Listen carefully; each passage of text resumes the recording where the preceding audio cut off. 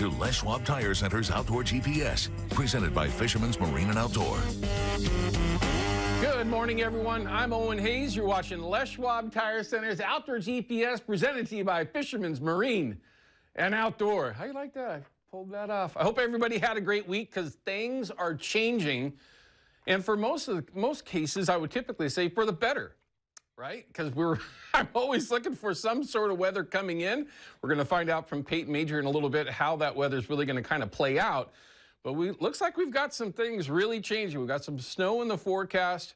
We'll see how that actually materializes, what that's going to do to the rivers, right? That's all I've been paying attention to for the last 2 weeks is more water. We need water.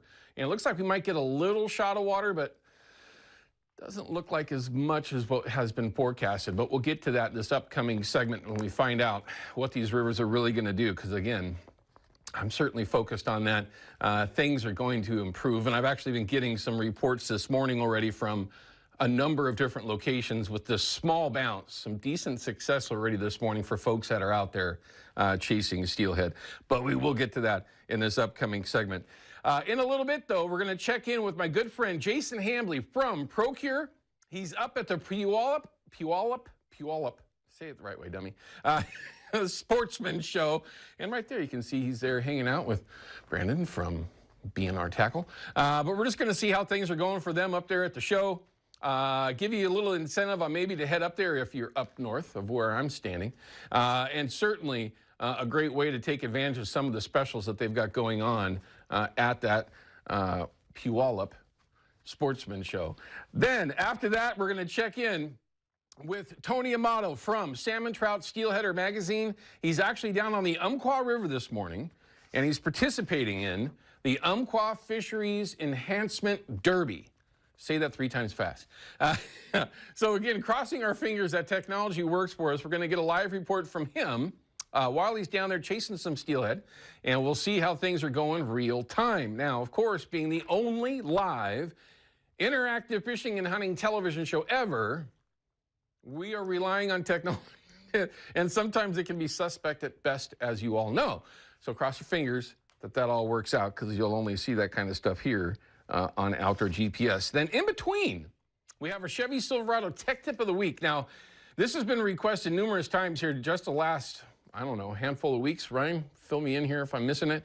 But it's been asked several times to do a tech tip on spawn sacks. Now, last weekend, we checked in with Kyle Dotson from Ore Angling, and one of the baits that he kind of threw out there begrudgingly was spawnies or spawn sacks, whatever you want to call it. So we're going to have that in our tech tip today. It's a relatively simple process, but we'll kind of just walk you through it. Not a lot of rocket science here. It just adds another bait that you can use to chase steelhead.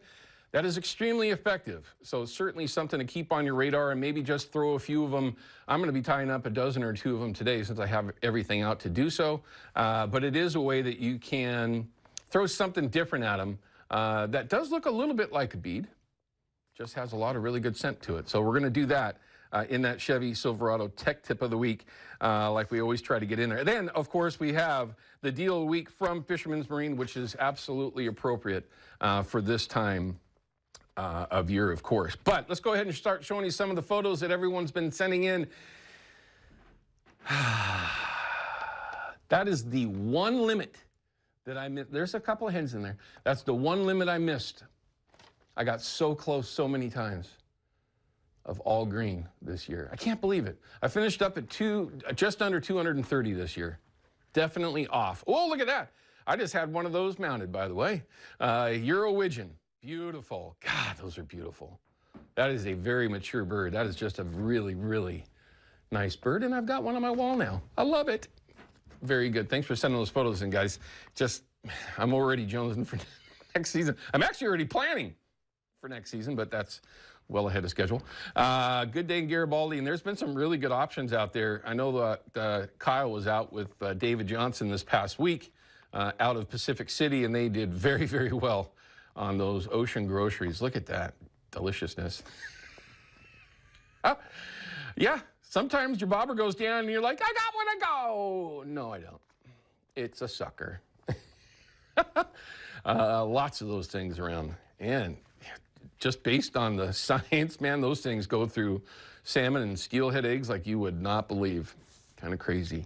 And we'll take a look at another limit of mallards. Late season. Blake, well done.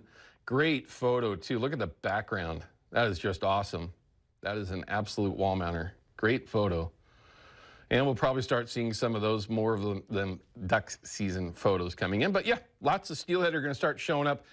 Rebecca's first keeper, Jared, sent this in. Nice fish, deliciousness all the way around. Look at the smile on her face. She, had a good time. Hopefully, this will be my week to get on the board. Tom's Broodstock Steelhead. Steve sent this in. Very, very cool. Nice fish, just a black and white. Man. Yep, it's in my future, hopefully in my near future.